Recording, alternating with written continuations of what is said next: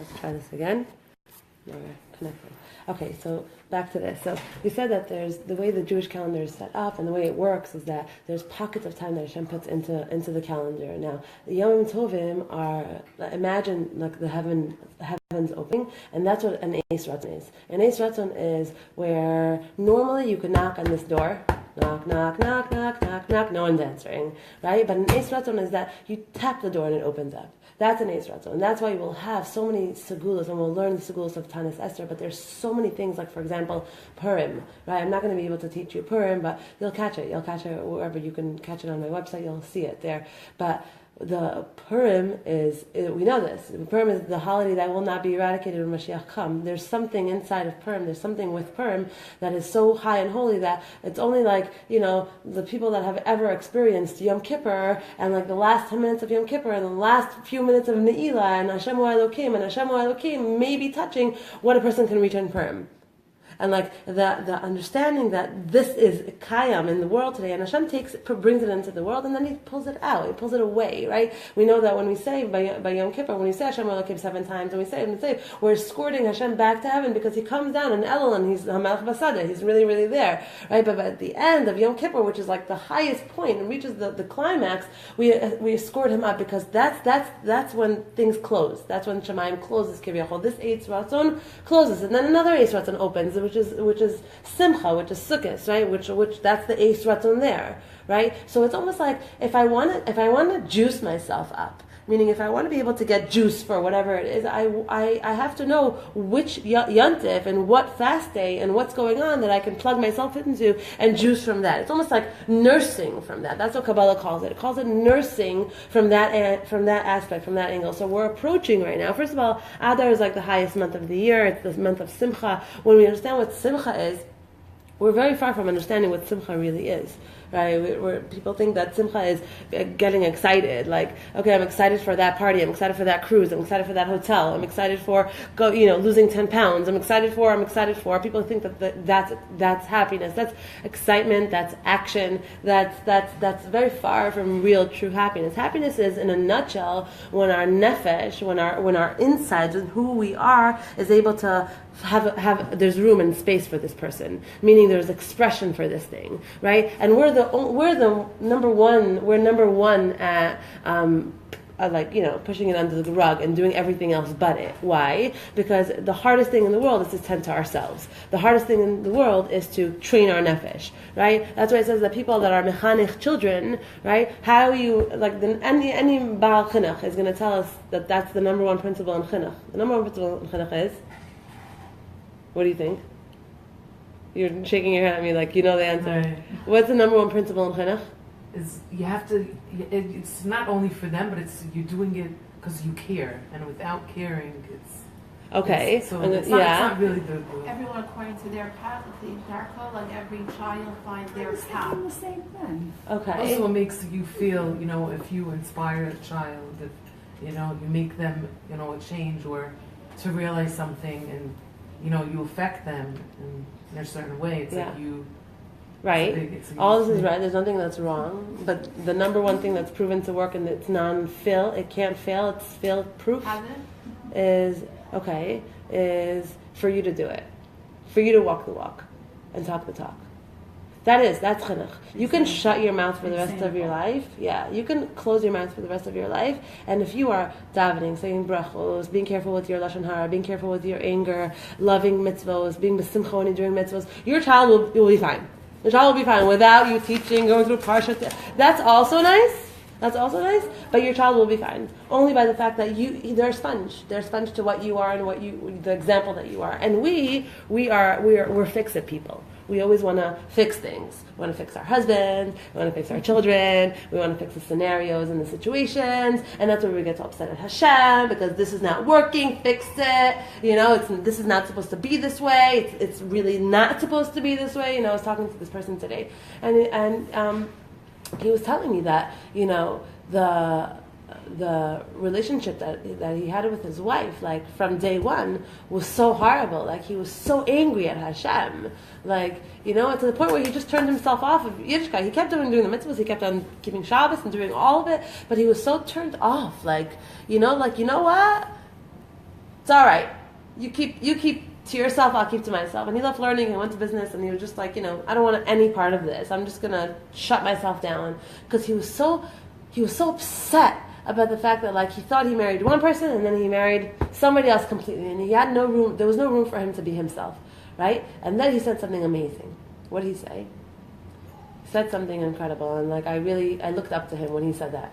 He said, I know that if she would have been any better, or if she would have been any more, like, it would have been any more possible to live with her in harmony, then I would have not come out of my shell and become the fighter that I am today. And today he's built himself a large business, and he's very, very, very wealthy, and he's also a big learner, and he's evolved into this thing that if he would have married someone, he would have just stayed himself, like the guy that he was when he got married.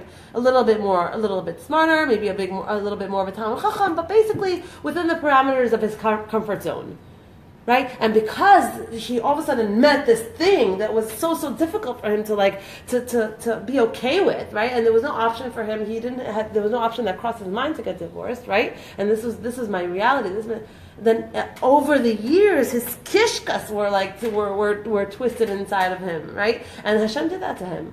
And we have a very, very limited vision of, we know this, we have a very limited vision of what's good, what's bad, what's right, what's wrong, what's healthy for us, right? And we fall into these ruts of, fix it already, right?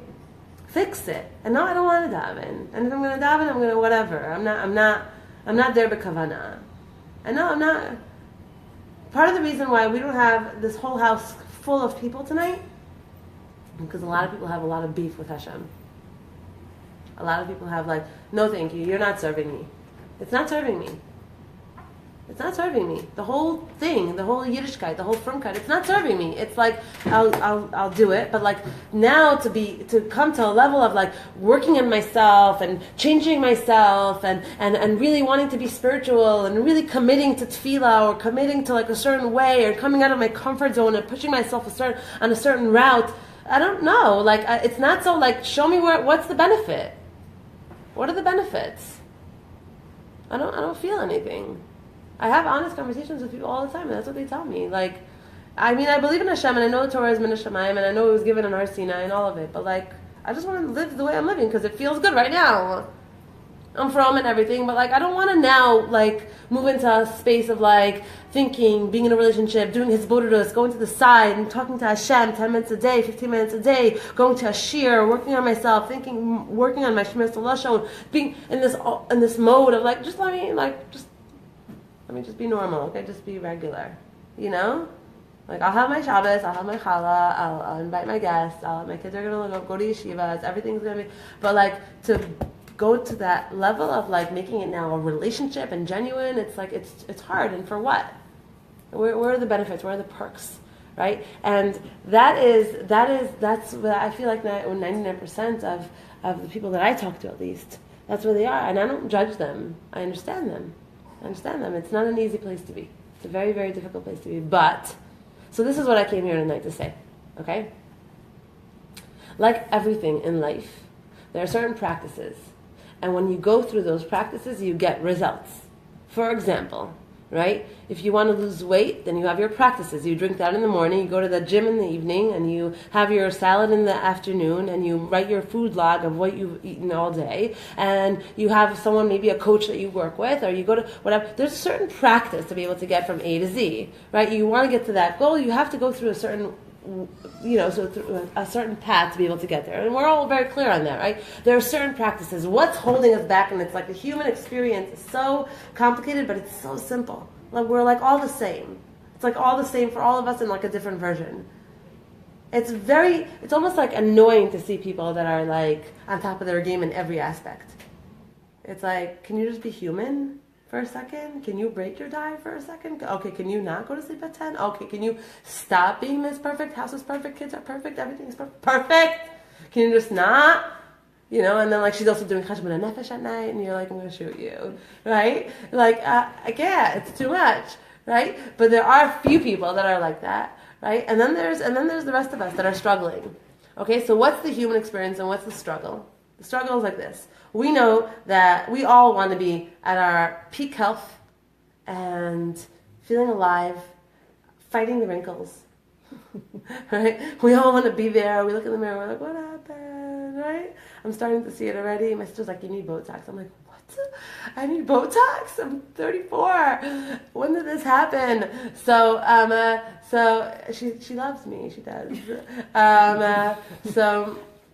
So you look in the mirror and you realize that like you want to and you wish you were at like your optimum level of life, right? You were like functioning here, not here, right? So if I want to be here, optimally here, right? In whatever it is, physically, mentally, emotionally, my relationships, and wherever it is, I want to be here. And I keep finding myself here, and I keep falling into this like space up here, and I don't know what's pulling me into this, and that's where I'm constantly at. And then I look myself in the mirror and I'm like, not happy, right? Or I am in this relationship and not happy, or at that job, not happy, or failing with my children miserably, not happy, right? So the thing is, the experience is very, very similar for all of us, and it's simple and it's complicated. What's so simple about it? That there are two things happening at once all the time. There's the higher self and then there's the lower self. There's the higher self that knows what's right. I know what to eat, what's right to eat. I know it's good to drink lemon water in the morning. It is, by the way. It is good to drink lemon water in the morning. It's good to walk on the treadmill or do some cardio exercise or whatever, or any kind of exercise for 40 minutes a day or half hour a day. It's good to get some vegetables in my thing. It's good to take vitamins. It's good to get some greens in. It's good to go sleep early. It's good to write in my journal and say what I want to be and where I can go and what my goals are and what would I do if I would never fail and failure would never be in the equation. It's good to be able to ask myself questions like, if I'm here for the next 10 years, all I have is 10 years, what do I do? What do I do from starting tomorrow? What do I do right now in my life? What do I do? What do I change? Where am I at?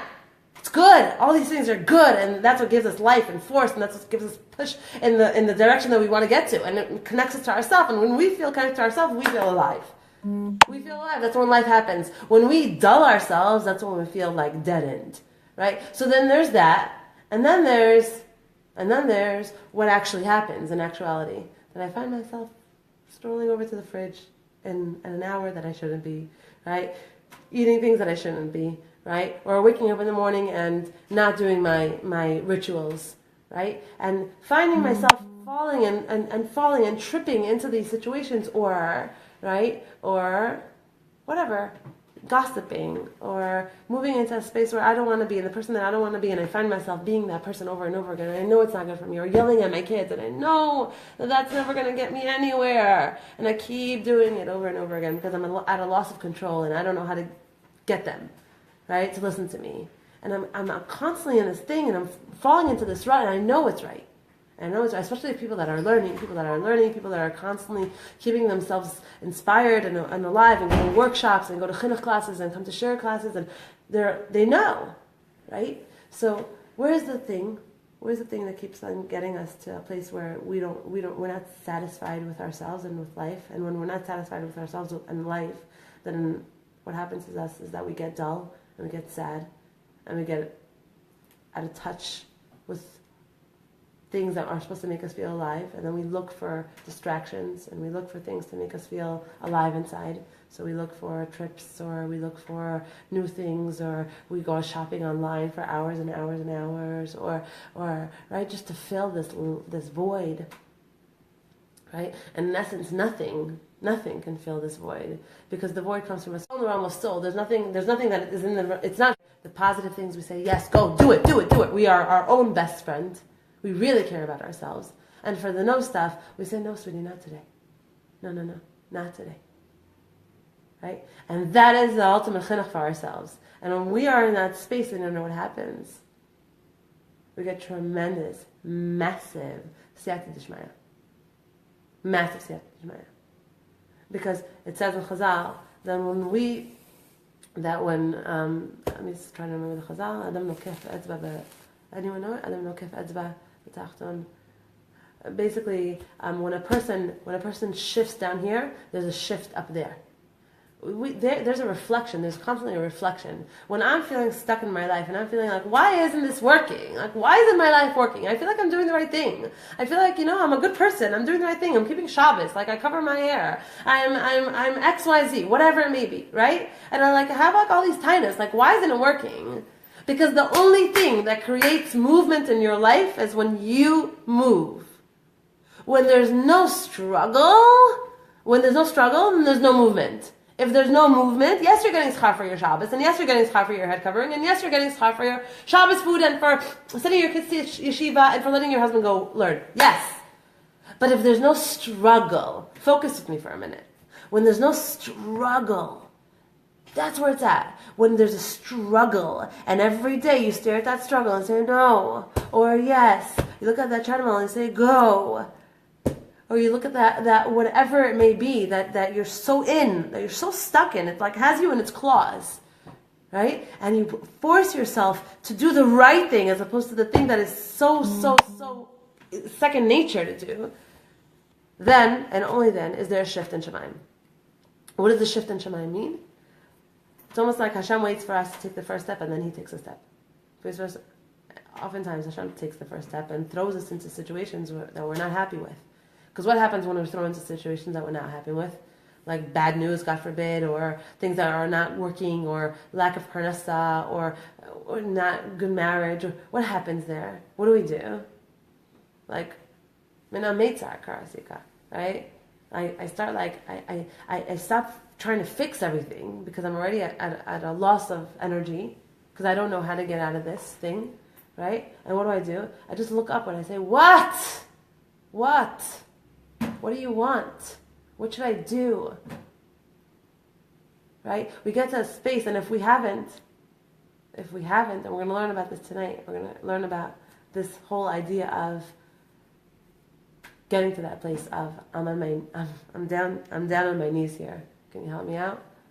I don't have any answers anymore. I don't know how to manipulate and control the situation to work for me anymore. I don't know how many more job offers to apply for, and I don't know how many more whatever it may be that we're all struggling with. How many more jobs to take in order to be able to close the month, and I don't know how much what to take, what doctors to go to in order to heal myself and my situation, or my marriage, or my children's relationship with each other, with me and my husband. I don't know. Right? And every single one of us has it. Every single one of us has that wall. And we're just like, we hit the wall and we don't know what to do with this wall. And we try to call this person, and that person, and this protects you, and that protects you, and this person, and that thing, and and then we still don't know, and it's still not working. Right? Why does Hashem put us in that situation where it's a dead end? He puts us in a situation where it's a dead end because, bottom line, if I'm not moving, if I am not shifting, if I am not changing, then Hashem can't do anything. It's as if He has His hands tied behind His back. Hashem says, you shift, I can shift. We're a reflection of each other. And I want to tell you, ladies, recently I did something that is very, very, very hard for me. It was a very big part of my life for a very long time. Very, very hard for me to let go of. I'm not going to get into any specifics. And it's a struggle on a daily basis. Struggle on a daily basis, not to be in that kind of environment, even though I felt like it was helping me, right? But there was something that I felt like I'll tell you, my Torah preparing was stuck. It's almost like a writer's block, but like a block. Every sefer I would open up wouldn't read. Every time I went online, I couldn't find sources, and I was just like, it was just so difficult. And like you have a class coming up tomorrow, and you have 50 people showing up, and it's like, what in heaven's name should I do? Right? It's not an avera. It's not something that's bad. It's not something, but maybe for me it was, right? And I spoke to Rabbi Feiner, and he was telling me how I'm thinking whether I should say it or not, but I'm going to leave it unsaid for now. And I was talking to Rabbi Feiner, and he said to me, Devorah, it's not like that. Like when you get to when it's a nevera and it's a mitzvah, then you know it's right and you know it's wrong, right? But when it's like not a nevera or a mitzvah, and you're like, you could totally justify it, right? And you have a dependency on it, and you like it, and you're enjoying being in that space, right? It's very hard to say no to yourself, or it's very hard to, but it's fine. It's not an avera, right? Show me where it says that it's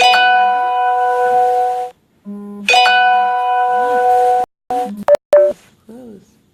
1 second, I'm sorry. And he said to me, Rabbi Feiner said, he said, when I go on vacation and I see all these people, all these guys, they're like, and they're like in their cargos and they're like vacation clothes, and I want to. Wow, what? I don't know what she wants. Sorry, ladies. Actually, in the computer. Am I still upside down? Can someone? עכשיו זה נעצר. Now it's okay. So that's not good. Sorry, ladies. Okay, I don't know what to do about this.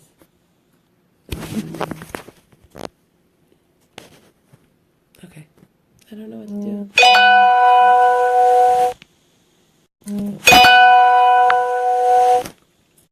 Okay, so embarrassing. Okay, start again. Okay, here we go. Okay, let's hope. Can I just ask a question before we stop? Yes. It wasn't a place of negativity, it's a place of positivity for you enjoying and gaining from it. Why would you choose to move away from it? Good question. What is your name on Facebook? My husband probably wants to. Sissel. Oh, she's making me crazy. There it is.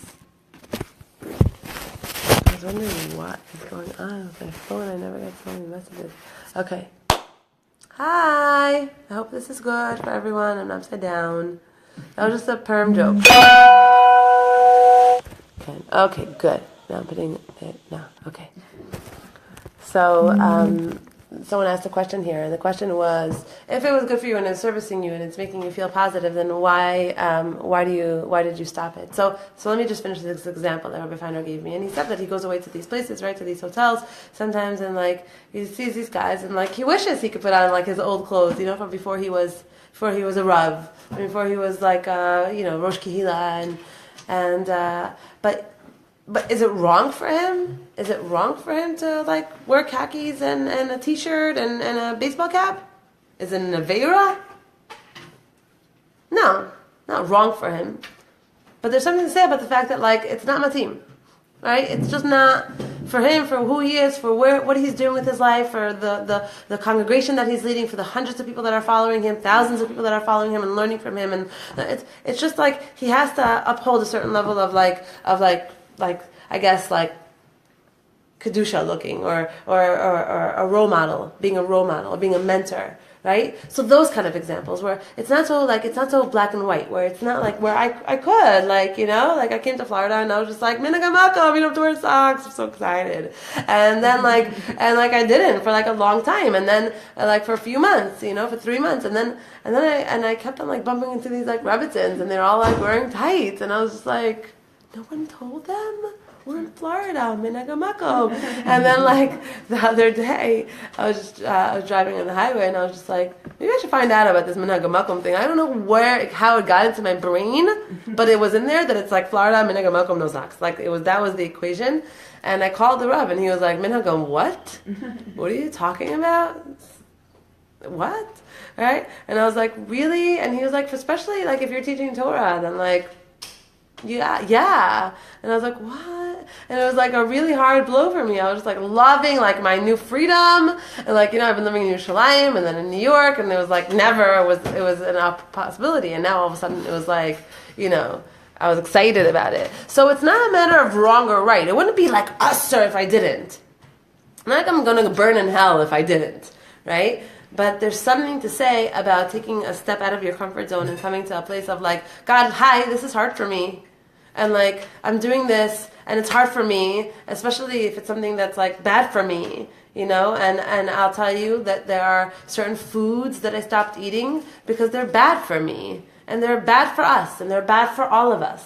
There are certain things that are bad for us, and like even though it doesn't say it in the Torah that it's usher to eat it, but like it doesn't. That's the brilliance of the Torah, that it doesn't have to say rachel bitcha ktana and everything.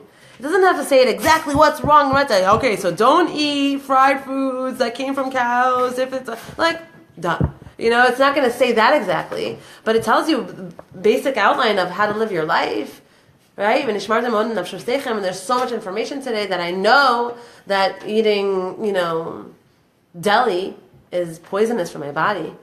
At this point of my life, I'm already in the know. I can't say, it's not.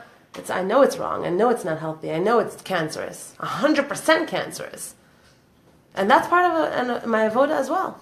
It's part of my spiritual avoda as well. We have to learn how to be thinkers for ourselves. We have to learn what's right and what's wrong, and even though it's not an avera, right? But it might be, right? Because if God forbid we're making ourselves sick, then that we have to take responsibility for. Take responsibility for that. So, getting into tonight's topic, what I want to say here. Oh, but what I wanted to say before, let me just finish it up. That when we get Siyata D'Shmaya, the Siyata D'Shmaya we get, the shift that happens in Shemaim happens because we took the step. The step that I take out and the step that I decide to do something that's hard for me because it's the right thing, that's where I have to be. I have to, not because I don't feel like it. Of course I don't feel like it. Of course I don't feel like wearing a sheitel right now. You know that, right? And Rivka told me that on the thing that ladies were saying that I was not wearing a sheitel, I was cracking up. I was like, I wish. I'm not going to write that, but I wish. Right? That was also a whole dion with Rav David Cohen and Rav Eitan Feiner. Also, screaming at them. What do you mean? Tell me. Teach it to me. I need to understand this. Why do I have to? Why? For who? For what? What is it? What's the halacha? Bottom line, I understand that that's the halacha for me, and I'm embracing it, and I'm trying to embrace it b'ahava, right? And b'simcha, but I'm embracing it. Right? Because the question always has to be, if it's the right thing, for me right now. Obviously there's loads and piles of right. There's how I eat, how I talk, how I dress, where I go, what I look at, what I read. There's a million things of what's right. Obviously there's loads and suitcases of what's right? And we still have to use our common sense and be right now for me, I know that this is an addiction in my life. I know that this is an addiction in my life. Whatever the addiction is. And I know that this is holding me back. It's holding me back. It's holding me back from me. Instead of Hashem, I want to be happy. Hashem, I need more parnasa. Hashem, fix me. Instead of that, Hashem, help me step out of my own way. Help me step out of my own path. Help me be courageous and do what's right. It doesn't have to be all of the things, because people are going to be so where does it start and where does it end? There's so many things to work on, there's so many things to fix, but it's the thing that you know in your life, that you're stuck in, that you're sucked into, it's your comfort zone. That's exactly. Change that, you will see a shift in your life. You will see Siyata D'Shmaya in your life, in your face in your life. In your life. The hard thing. The this is not an easy thing. So, to move on to Taanis Esther, and I really want to get to Taanis Esther because it's a high and holy day that is upon us in 2 days. So there's Rabbi Nachman says, Rabbi Nachman brings down in Sipurei Maisios, and he explains that imagine a bat melech. A bat melech is the daughter of a king, right? And she's captured by a murderer. He captures her. Why does he capture her? He captures her because if he gets her, then he's able to get money from the king in exchange for her. So he spends his entire life trying to get her in the right place and trying to get his hands on her. Finally, he captures her. They run into a pit, and he's in the pit with her. And the entire time he's frightening her. The entire time he's scaring her to death. He's scaring her and telling her, if you are going to scream, I am going to choke you to death. If you were going to scream, I'm going to choke. I'm sorry, this is a little bit more than PG here. But if you're going to scream, I'm going to choke you to death. And he scares her that she doesn't open her mouth and she's terrified to scream. And he says that if she screams and if I lose her, then I lose everything that I've worked for my entire life. So I'm not letting that happen. That's not a possibility. And that's what he does. He scares her to the point where she doesn't open her mouth and she can't talk.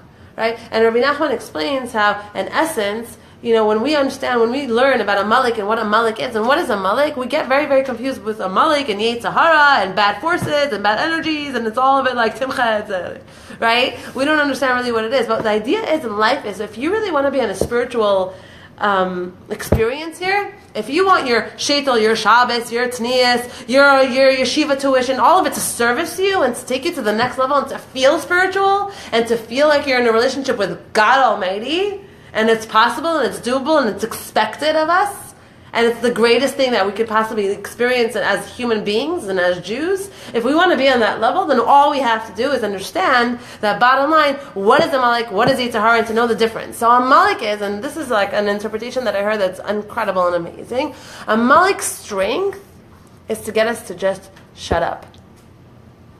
What does that mean? Not talk to God. And we can daven and not be talking to God. We can daven from a sitter and not be talking to God. And have zero conversation with Hashem. Right? That's what we're taught. And that's how we continue as we get older.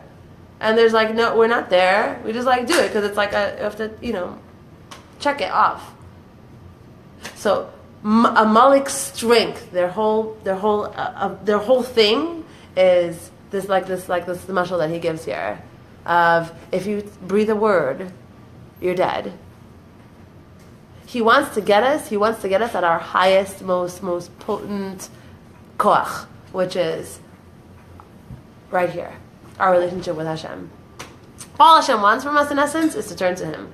That's all Hashem wants from us, all the time. To bring Him into our reality, to bring Him into our metzias, to bring Him into our life, to talk to Him from our heart, to sit at the end of the day like I would with my spouse, to sit at the end of the day with my cup of tea, right? And to be like, okay, Hashem, this is what happened today, even though He knows about it. That's the highest relationship we can have with Him. To really, really bring us, and then I've seen people that were very, very far from mitzvah observance, okay? That the only thing that they did was hisbodedus. And which is talking to Hashem from your own words, and it got them to a place where a spiritual reality and connection where mitzvahs and everything just came because of that. Just came because of that. The Rabbi Nachman talks about it, and the Rambam talks about it, and the Baal Shem Tov talks about it, and the Chavetz Chaim talks about it. So many talk about the chashivas of his bodhas. What's his bodhas? Just talking to Him, and not just Hashem, please help me find parking. Hashem, please help me find cottage cheese because it's off the shelves and I need it for my cake. And Shavuot is coming up. Hashem, please help me. Not just then, but like to take out time of our day and sit down and have a conversation with Him. And what does that do? It makes it real. It makes all of this thing that we're so busy doing, all of these collarbones that we're covering, and all these knees that we're covering, and all of these brachos that we're making, it makes it real. It brings it down to reality. I'm doing this for you. I'm doing this for you. If I was the last person on the world, and there was no one else here to look at me, to look at my shaital, to see how I'm raising my kids, to come into my house, to say anything about my anything, right? If I'm the last person in the world, I would still be and act and function with the same passion and the same love and the same connection to everything that I'm doing right now. It's not about anything else besides for your avoda. It's your avoda. Your avoda. It's you and your avoda. And what your avoda is, and where your heart is in your avoda, and where you are in terms of your mind in your avoda, and how you understand your avoda, and how you approach your avoda. And if you have nothing to say to Hashem, you say to Hashem, Hashem, I have nothing to say to you. And I feel nothing, and I feel numb, and I feel empty, and I don't know what's going on inside of me, and I feel stuck, and I feel alone. You say it though. That's the thing. You say it. That's the thing. And that's everything that we are and everything that we have as Jews. So to move into this idea of Amalek's strength is to get us to a place where we can't talk. We can't talk and we can't pray, and when we pray we're not there. Right? And we can't talk. And as long as we're in that place of I can't talk, not even admitting it so much to myself. But like, I dodge davening, and I dodge talking, and I dodge all of that stuff, right? I dodge it, and Amalek wins, God forbid, right? And the energy of the time that we're about to walk into is Timche Ezecher Amalek. That we have the opportunity and we have the ability right now is to eradicate that. And it's freedom. It's giving wings to our souls. It's giving wings to our souls if we're able to really, really, really come raw and naked before God. Come raw and naked before Him. Because all the stuff that's keeping us separated from Him is our ego. It's our ego. Even we can walk the from walk and talk the from talk, but if we're not connected and we're not in the avoda, we're nowhere near where we can be. And how we can feel, and the spirituality that we can experience, and the kedusha that we can have in our homes, and the holiness that we can experience on the high and holiest day of the year Purim.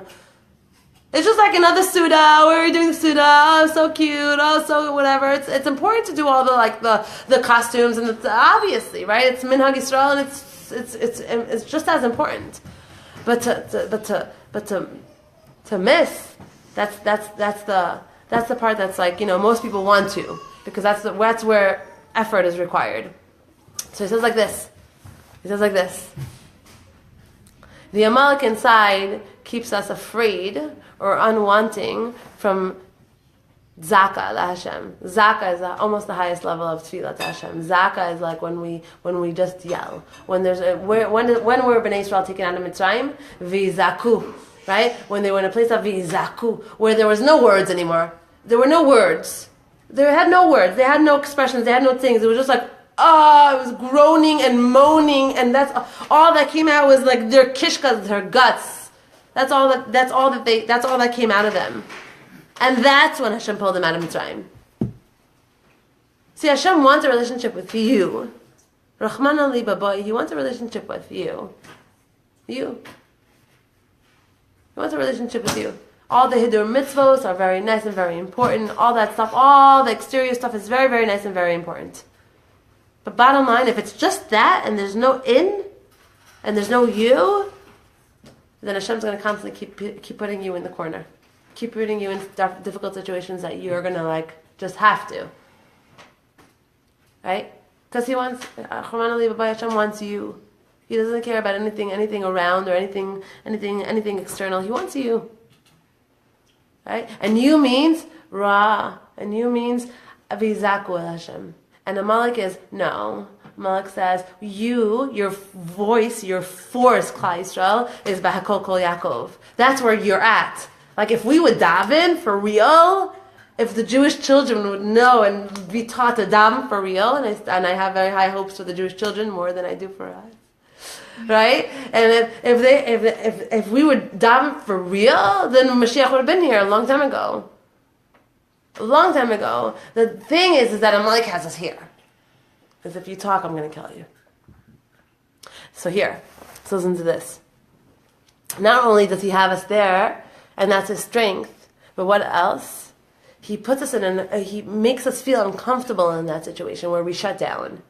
He makes us feel uncomfortable doing that. So I want to just go back to the Taanis, and I wanted to say about the Taanis. The Taanis is it's not a remembrance. Obviously, we know that it's not a remembrance of what was back in Shushan. And it's also not a sad day. It's not Tisha B'Av. The Taanis, the whole point of Taanis Esther, and this is the most beautiful part of the whole thing, I think. The whole point of Taanis Esther is it's a day of realizing that.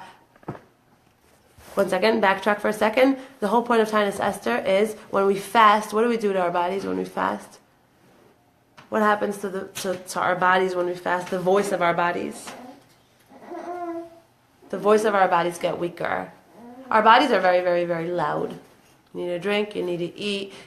They're very loud. Our needs are very loud. When you give in to something day in and day out and day in and day out, right? Especially when you have no boundaries on what you eat or whatever it is, and whatever's in front of you, it's available to you. You take it in. There's no calculations, and you're not careful, right? Then fasting is even more powerful. Why is it even more powerful? Because when you put yourself in a fast, what are you doing? You're saying to your body, okay, now you're going to go in the back burner for a day. Okay, it's not even a day, it's a half a day because it's 12 hours, it's not 24. You're going to go on the back burner for a day, and right now I'm going to tend to soul, because soul in comparison to body is so weak. Right? In terms of, I don't hear you, soul. What do you want, soul? What's important to you, soul? What are your dreams, soul? What are your goals, soul? What do you want? What are your passions? What are your concerns? What's your loves? Where are you at? Where are you going? What are you going to do here for the next 10, 20 years? What do you want? What can you do if you never failed? What would you do if you could? Someone would have told you 1,000,000% that you're not going to fail at it. What would you do? That's the voice of the soul. But we're constantly in the voice of the body because the voice of the body is so powerful and so loud. Right? So what happens on a fast day is that we just separate and we put it here, and it's fine if we get weaker, and it's fine if we're lying in bed, and it's fine if we're not feeling as strong and we're not feeling whatever, and it's fine. What's important is during the fast day to get to a space in the day where you're alone. Where you're alone, even if it's for 15 minutes, where you're alone. And when you're sitting with yourself and you start listening to yourself, And you start talking to him. And if you have nothing to say Hashem, I have nothing to say. But the point of that time, of the Taanis of Esther, and we're going to get into the segulos of this day because it's a very big day. The point of the day is to just know, is to just be aware that He's with you in your pain. He's with you in your pain. He's with you in your life. And all of the running away and all the dodging and all the trying to find other ways and other routes and to fix everything and to just fix. I know, bottom line, I'm just going to sit here for 10 minutes and I'm just going to be real with myself for a second. I know that you set everything up. I know that you're guiding me completely. I know that you're running me in circles because I'm not getting the point. I know that it's you. So hi, I'm here. I came back for a few minutes. Hey. Can we talk? Because that's all that Judaism is. Bottom line, that's all it is. What just wants your heart. That's it. We run away from it. We run away from ourselves all the time, with our from garb and with our from customs. We're running away. We're constantly in running mode. And if I'm not running, I don't feel alive and I don't feel productive. And if I'm not running and if I'm not doing, I feel like I'm not alive. And Hashem's like, okay, stop. Okay, stop. Okay, go into the room. Okay, be by yourself. Okay, stop eating. Shut your body down for like a day, right? And let's be together. And what happens with that? Let's be together. It sounds very like nice, but like bottom line, what happens? So try it. So for some of you that are not going to be fasting because there are babies and things, and it's not going to be happening, it's still a possibility because it's a very high day. So just get into like some of the ideas of the day. It says like this. It says, "Shizkor kol adam she'borei yitbarach ro'eh v'shomea." This on this day, a person has to remember that Hashem listens and sees and listens. Kol ish be'etzarato, every single person in his pain. Kasher yitaneh v'yashuv elav, when a person is fast, yitaneh, puts himself in pain, right? V'yashuv elav b'chol levo, and he comes back to him with all of his heart. That's the point. Rachamana liba, he wants your heart. He wants your heart. Okay? The way he handled, he was with our avos and imamos, the same way he's with us. The same way. Right? They were just like open to him, like, yes, we want you. We're like this. Like, just don't hurt me. That's the kind of relationship we have with Hashem. We have God. Most of the people are just like, okay, just don't hurt me. Right? I'll make a motzi, just don't, I'll do the mitzvahs, just leave me alone. They're like, what? Right? It's supposed to be love, it's supposed to be deep, it's supposed to be emotional, it's supposed to be spiritual, and you can have it. Right? You can have it. We're meant to have it. We're Jewish. We were born with like an extra level of soul, an extra level of spirituality and mysticism, and we have what it takes. We have all the channels. We just have to open them up. How do you open them up? Spiritual practices. Just like we said in the beginning, there are practices in order to lose weight, to get healthy. There are practices in order to be able to actually get in touch and feel spiritual. And feel Hashem in your house on Shabbos. Or feel Hashem in your house during a weekday. Feel the Shekhinah in your marriage. Feel the Shekhinah in your chinuch. Feel the Shekhinah in your life. Isn't that what we all want?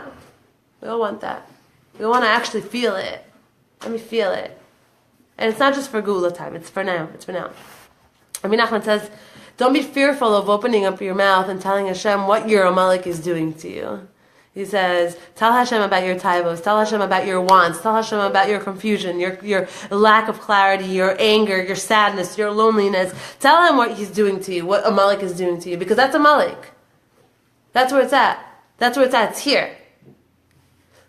It says, open your mouth and scream to Him, then you will have a nes purim. That's Rabbi Nachman. And then, he says like this, when you fast on Taanis Esther, how are you supposed to approach Taanis Esther? From a place of tshuva. What's the place of tshuva? The place of tshuva is, I am sorry for breaking, I am sorry for destroying, I am sorry for stepping in my own way, I am sorry for for stepping on your toes, God. I am sorry for trying to manipulate, I'm sorry for trying to control everything, I'm sorry for not being in touch with myself, I'm sorry for being in a place of ego, I'm sorry for not being in a place of real and raw and honest, and this is what's happening to me, and this is what's going on, and this is what I don't get, and this is what I love, and this is what I'm thankful for, and thank you for the brachos, and thank you for the nisyonos, thank you for all of it, I'm sorry for not being there. I'm sorry for bickering, and I'm sorry for complaining all the time, and I'm sorry for not appreciating, and I'm sorry for being in a space of such lack of understanding and clarity and vision. I'm sorry for not learning more and not being connected more. I'm sorry for being in that place, Hashem. I'm coming to you for real now. I'm doing tshuva for real now. And when we could do tshuva on Taanis Esther, we're going to come into Purim like the Kohen Gadol. We're going to come into Purim cleansed, if we can use Taanis Esther. Taanis Esther is a very big time. Very, very big time. And he says like this. He says, וכפי שמכניסים את עצמם בתענית ובסליחות, בתפילה ובקשה, בתחינות, וידועים ופיוסים. And when a person is able to come to the Taanis with fasting and asking for forgiveness and prayer and asking for things and tchinot, which is, how do you say tchinot? Anyone? Tchinos? What is it? Supplications. There you go. V'viduim, v'piyusim, and asking for forgiveness. Vidoy. Elav Yitbarach, you come to him like that. Umarbim b'tzdaka, and you give tzedakah on this day. Ubefrat b'Taanis Esther, and especially on Taanis Esther, he says, Kefi zeh zochel shlemut simchat Purim. A person experiences what it means to really have simcha. And now again, we don't know what simcha is. We think simcha is eating this, then moving on to that party, then going on that shopping spree, and that's going to give us simcha. But if it's not, if it starts and ends, and the experience ends at a certain point, then that's not simcha. That's just like excitement. That's not simcha. Simcha is something that when you go to sleep and you wake up, it's with you. When you live your day and you're scrubbing your toilets, you feel it. It's a state. It's a state of being. Right? And he says like this, and then a person can really be zocha to that simchas Purim. Shematkiv hasimcha v'Hashem Yitbarach lo yira'eh shum tuma v'shum sfekot v'shum choshech. And when a person is able to do this on Taanis Esther, they're not going to see this as a promise. They're not going to experience any tuma, any sfekos, any doubts, any impurity, any doubts, and no darkness. Rak yitgaleh elav melech hagalui gilui rav, and he's going to have a clear revelation in his life. It's a pretty big time. It's a pretty big promise. Okay, now I just want to get into specific of segulas during Taanis Esther. Okay, here we go. Segulas of Taanis Esther. Segula of Taanis Esther is, first of all, to wake up. Okay. So let me just bring this to you in this way, right? If you knew that someone is coming to your house tomorrow morning, right, early in the morning, and this person can give you whatever it is that you need, whatever it is that you're struggling with, would you have a problem waking up, or would you have an issue falling asleep? Yeah, probably falling asleep, right? Cleaning your house the whole night, getting ready, like thinking what you have to do, making your list, making sure you don't forget anything because it's a one-time deal, right? And that's exactly what the Sfarim say about Taanis Esther. That a person should wake up by dawn, okay? In Hollywood, it's at 5:27. This is on Thursday morning. Look on My Zmanim to see when dawn is here. It's probably going to be also 5:27, right? To wake up a few minutes before dawn, to wash his hands, to light 2 candles, one for Queen Esther, for Esther Amalka, one for Mordechai Tzaddik, to light 2 candles for them. When we light candles for tzaddikim, we bring their essence, we bring their force, we bring their strength into our house. We bring it into our home. Right? It's very, very important to light occasionally candles for tzaddikim. But buy the yurtai candles, make sure that each of them can light for 26 hours. Light those candles when you wake up in the morning, in the dawn. Again, if we do the same thing over and over again and expect different results, then that is a definition of insanity. To be able to get different things from life, right? To be able to get different things from life, we have to dish out different things from life. So normally I wouldn't wake up at 5:20 in the morning on an average Thursday morning, right? But I'm going to push myself to do this, because when I take a different step in my life, I will receive something else in my life. I will receive a differentness in my life, something that I haven't seen until this point, right? That's the way it works. That's the functioning of this world and the next world, okay? You move and it shifts. So, light 2 candles, 26 hours, Mordechai Tzaddik, Esther Amalka, okay? Light for them, say their names. This is a huge Eis Ratzon, it says, in Shemaim, daven for everything. Daven for everything. Say Parak 22, Chaf Beis, in Tehillim, and ask for whatever you have on your heart. And remember that He has the power to change and to help with every single thing in your life. Everything. And it's not a nice thing that we say. Be'ezus Hashem and Emirta Hashem, it's the only reality that exists. It's the only thing that's really going on. There's nothing else that's really going on. No one else has any power. No one else has any real leverage in this world. The only thing that really exists is His will. That's it. And when he sees that I'm coming from a real place, and an honest place, not an egotistical place, and not a place of trying to take control, and not a place of trying to manipulate, and not a place, but real, honest, real, honest place of I want a relationship with you already. I want to feel you in my life already. I want this whole frumkeit to be real. I want it to be. I want to feel you on Shabbos. I want to feel the kedusha. I want to do your mitzvahs, and I will always do your mitzvahs. I will never stop doing your mitzvahs. But let me feel you. And you see me, I'm waking up, I'm doing this, I'm doing my tshuva, I'm doing my video, I'm talking to you, I'm doing things that are against my grain, that don't come easy to me, that I wasn't born this way, I wasn't raised this way, I'm doing it anyway. Because I want you, Hashem. I want a relationship with you, Hashem.